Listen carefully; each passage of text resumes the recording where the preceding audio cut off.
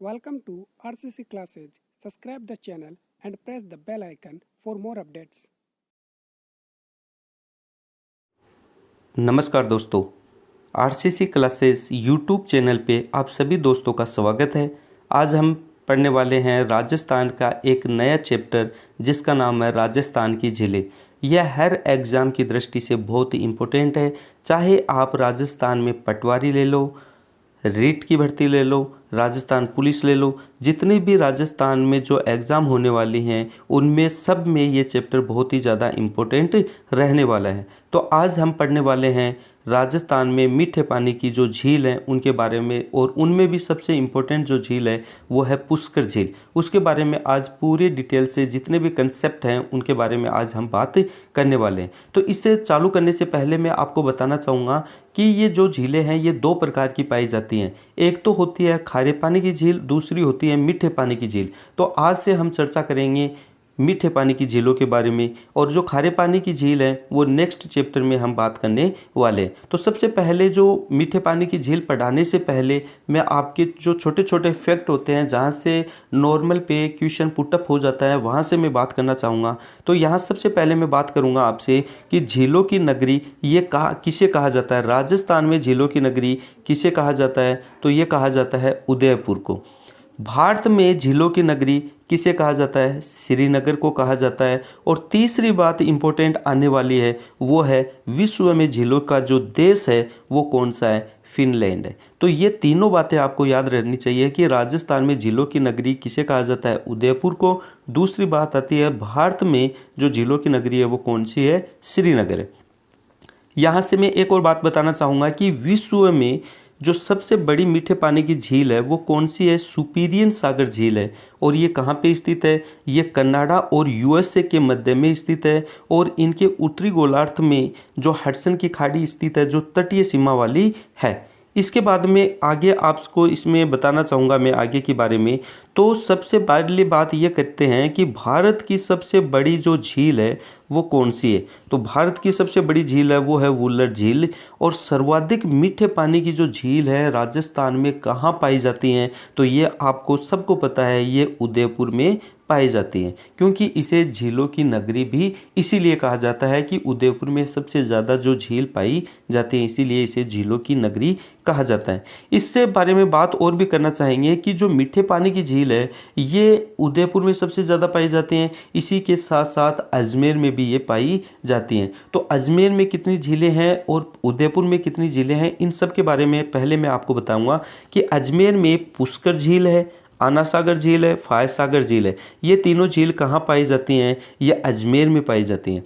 दूसरी बात करते हैं उदयपुर के बारे में बात करेंगे। तो उदयपुर में पिछोला झील, जयसमंद झील, फतेह सागर झील, उदय सागर झील और स्वरूप सागर झील, ये झीलें कहाँ पे हैं? ये उदयपुर में हैं। और एक और झील आती है वो है राजसमंद झील। तो इसके तो नाम से ही पता चल रहा है कि ये कहाँ पे है? राजसमंद में।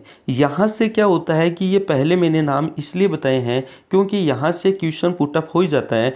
क्वेश्चन करने का उसका तरीका होता है कि राजस्थान में मीठे पानी की निम्नलिखित में से मीठे पानी की झील नहीं है, तो वो क्या करेगा, यहाँ से 3 नाम तो आपको यहाँ से ले लेगा और एक नाम खारे पानी की जो झील है उसका ले लेगा। तो वहाँ से नॉर्मल क्वेश्चन इस टाइप से बनते हैं। तो नेक्स्ट इसके बारे में हम बात करना चाहेंगे वो है कि अजमेर है, उसके बारे में छोटी सी बात करेंगे। तो वो क्या चीज़ है ये देखते हैं। तो पहली बात तो आपको ये पता होना चाहिए कि अजमेर की जो आकृति है वो कैसी होनी है। तो अजमेर की जो आपके सामने जो ये आकृति है, इस प्रकार की अजमेर की ये आकृति है। और इसके बाद में बात करते हैं कि अजमेर में जो 3 मैंने झील बताई हैं जो मीठे पानी की झील हैं वो कौन कौन सी है? पुष्कर है, फाय सागर है और आना सागर। ये तीनों ही कहाँ पे स्थित है? अजमेर में स्थित है। और आपको जी ये अजमेर की आकृति है ये बनानी आनी चाहिए, आपके दिमाग में होनी चाहिए। यहाँ पे एक बांध स्थित है वो जो कि बहुत ही ज़्यादा इंपॉर्टेंट है, नारायण सागर बांध। कौन सा? नारायण सागर बांध। तो क्वेश्चन आता है नारायण सागर बांध कहाँ पे स्थित है? तो अजमेर में स्थित है। कौन सी नदी के ऊपर स्थित है? तो वो है खारे पानी की नदी के ऊपर स्थित है। जो नारायण सागर बांध है इसी को ही क्या कहा जाता है? जो झील होती हैं उनका समुद्र कहा जाता है। यहाँ पे एक और बांध है लसाड़िया का बांध। तो नॉर्मल क्वेश्चन ये भी आ जाता है कि लसाड़िया का बांध कहाँ पे स्थित है, मुड़ोती का बांध कहाँ पे स्थित है, और अजमेर में ही एक तालाब है उसका नाम है डिंगी तालाब। ये इंपॉर्टेंट है, एक दो एग्जाम में पूछा भी गया है कि ये जो डिंगी तालाब है ये राजस्थान में कहाँ पे स्थित है, तो ये है अजमेर में। इसके बारे में आगे बात करेंगे तो सबसे पहले आगे बात करेंगे तो इसमें आता है, सबसे पहले जो इम्पोर्टेंट एक झील का नाम आता है उसका नाम है पुष्कर झील। तो उसके बारे में आज डिटेल से बात करने वाले हैं। तो सबसे पहले आपको यह पता होना चाहिए कि पुष्कर झील है वो है कहाँ पे, तो वो कहाँ पे है, अजमेर में है। और पुष्कर जो झील है वहाँ पे कितने घाट बने हुए हैं, 52 घाट बने हुए हैं। और जो पुष्कर झील है उसकी आकृति कैसी है, उसकी आकृति अर्धचंद्राकार है। यानी आप पुष्कर झील को देखोगे तो उसकी आकृति अर्धचंद्राकार रूप में आपको दिखाई देगी। और यहाँ से एक और बात ले लेते हैं, तो ये झील किस प्रकार की झील है, कोल्डेरा झील है। कौन सी झील है, एक कोल्डेरा झील है। इसमें दो प्रकार की झील होती है, जो प्राकृतिक झील होती है दो प्रकार की झील होती है, एक तो कोल्डेरा झील होती है और एक क्रेटर झील होती है। दो प्रकार की होती है कि आपको यह भी पूछा जा सकता है कि कोल्डेरा झील कौन सी होती है और क्रेटर झील का उदाहरण कौन सा है। तो इन दोनों के बारे में मैं बताना चाहूँगा। तो भारत की यह जो पुष्कर झील है ये दूसरे नंबर की कोल्डेरा झील है। तो पहले नंबर की कौन सी हो गई, तो लोनार झील जो कि कहाँ पे स्थित है, महाराष्ट्र में स्थित है। ये पहले नंबर की एक उदाहरण है। अब जो क्रेटर झील होती है, एक कोल्डेरा झील होती है, इनके बारे में बताते हैं कि जो ज्वालामुखी से ये क्या होती है, उत्पन्न होती हैं। इनके बाद में जैसे ही देखो, आपको थोड़ी सी मैं डिटेल के साथ बताना चाहूँगा। जैसे ये ज्वालामुखी से उत्पन्न हुई होती हैं, यहाँ से जब पानी इकट्ठा हो जाता है, जैसे ये पानी इकट्ठा हो गया, ये झील बन गई, और यहाँ की जो इसकी जो गहराई ज़्यादा होगी, यहाँ की गहराई ज़्यादा होगी, उसे क्रेटर झील कहेंगे, जैसे मैंने यहाँ पे चित्र में बना भी रखा है। और क्रेटर झील का सबसे जो बढ़िया उदाहरण है वो कौन सा है, निक्की झील है। तो निक्की झील क्रेटर झील का सबसे बढ़िया उदाहरण है। दूसरा आता है कोल्डेरा झील। तो कोल्डेरा झील का मतलब होता है जैसे ये पानी इकट्ठा हो रखा है लेकिन इसकी गहराई नहीं होती है, ये चारों तरफ फैल जाती है, उसे क्या कहते हैं, कोल्डेरा झील कहा जाता है। और कोल्डेरा झील का जो उदाहरण है वो पुष्कर झील है। तो ये चारों ओर जो इसका पानी फैल जाता है, जो गहराई इसकी ज़्यादा नहीं होती है, उसे कोल्डेरा झील कहा जाता है। इसके बारे में नेक्स्ट हम बात करेंगे। तो इसमें सबसे पहले एक बात करेंगे कि ये जो पुष्कर झील है ये कहाँ पे स्थित है, ये अजमेर में स्थित है। और अजमेर में जो पुष्कर झील है ये अजमेर से कितने किलोमीटर दूर है, ये अजमेर से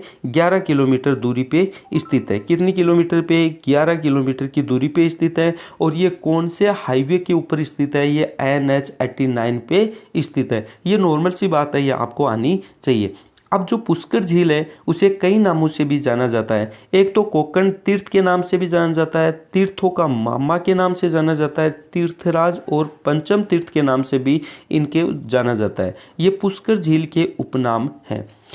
अब बात आती है कि राजस्थान की सबसे बड़ी ये क्या है, प्राकृतिक झील है। क्वेश्चन आ जाता है कि राजस्थान की सबसे बड़ी प्राकृतिक झील कौन सी है, तो वो कौन सी है, पुष्कर झील है। ये इंपॉर्टेंट क्वेश्चन बनता है यहाँ से।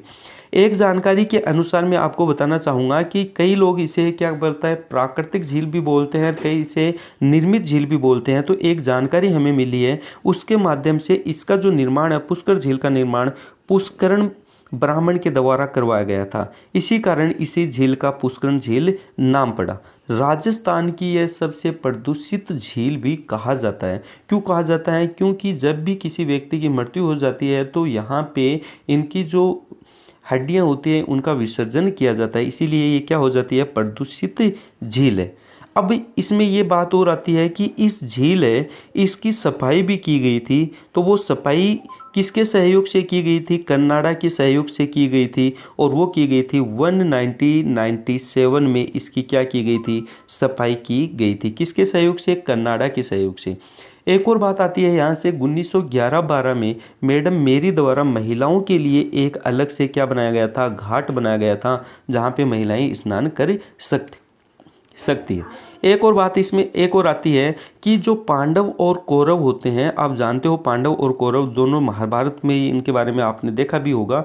अभी लॉकडाउन चल रहा है तो लॉकडाउन में महाभारत आती है, तो वहाँ भी आपने इसके बारे में आप जाने हैं।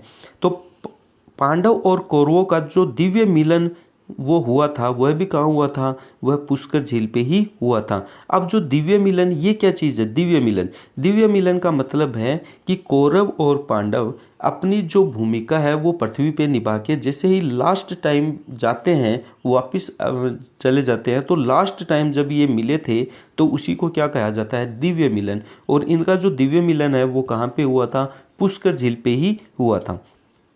एक और बात इंपॉर्टेंट है, ये बात आप जानते हो कि भगवान राम ने अपने पिता, जो उनके जो पिता हैं भगवान राम के दशरथ हैं, उनकी अस्थियों का विसर्जन भी कहाँ किया गया था, इसी पुष्कर झील में किया गया था। इसीलिए इस झील को सबसे पवित्र झील भी माना जाता है। अगली बात आती है कि महात्मा गांधी की जो अस्थियां हैं उनका भी विसर्जन इसी झील में किया गया था। कौन सी झील में, पुष्कर झील में। और यहाँ पे एक गांधी घाट भी स्थित है। क्या स्थित है, यहाँ पे एक गांधी घाट भी स्थित है। इसके बारे में और बात करते हैं तो यहाँ की एक छोटी बात और है, तो उसके बारे में बात करते हैं कि यहाँ एक विश्वामित्र नाम का एक तपस्वी था। उसने क्या किया था, यहाँ तपस्या कर रहा था, तो उसकी तपस्या को क्या किया था, एक मेनका नाम की एक महिला ने क्या कर दिया था, भंग कर दिया था। और ये मेनका कौन थी, एक अप्सरा थी। अब जब ये पूरी कहानी क्या होती है इसके बारे में मैं आपको डिटेल से बताऊंगा। वो बताऊंगा कब बताऊंगा, जब हम राजस्थान की हिस्ट्री पढ़ेंगे, तो उस टाइम में आपको मेनका के बारे में और विश्वामित्र की जो तपस्या है वो कैसे भंग की थी, किसके द्वारा करवाई गई थी और क्यों की थी, ये पूरी डिटेल हम वहाँ पे हिस्ट्री में पढ़ेंगे। अब आगे बात करते हैं कि जो महाभारत की रचना है, महाभारत की रचना किसने की थी, महर्षि कृष्ण द्वैपायन ने की थी। और इसी का दूसरा नाम कौन सा है, वेद व्यास। तो ये दोनों नामों से जाने जाते हैं। अगली बात आती है कि जो पुष्कर झील है इसका जो मेला लगता है वो कब लगता है, तो वो लगता है कार्तिक पूर्णिमा को।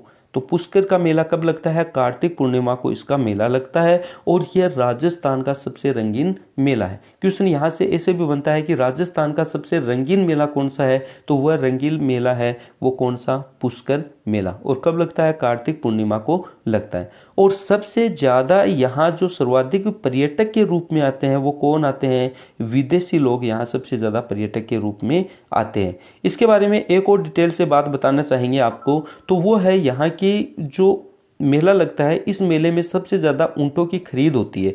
किसकी खरीद होती है, सबसे ज़्यादा ऊँटों की खरीद होती है। और इस दिन दीपदान किया जाता है। इस दिन क्या किया जाता है, दीपदान किया जाता है। और इसी दिन एक महादीपदान किया जाता है।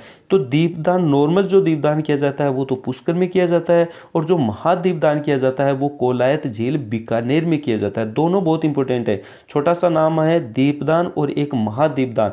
महादीपदान कोलायत झील में किया जाता है और दीपदान पुष्कर झील में किया जाता है। और वह भी कब किया जाता है, कार्तिक पूर्णिमा को ये दिन ही किया जाता है। और ये कोलायत झील है, ये कहाँ पे है, बीकानेर में है।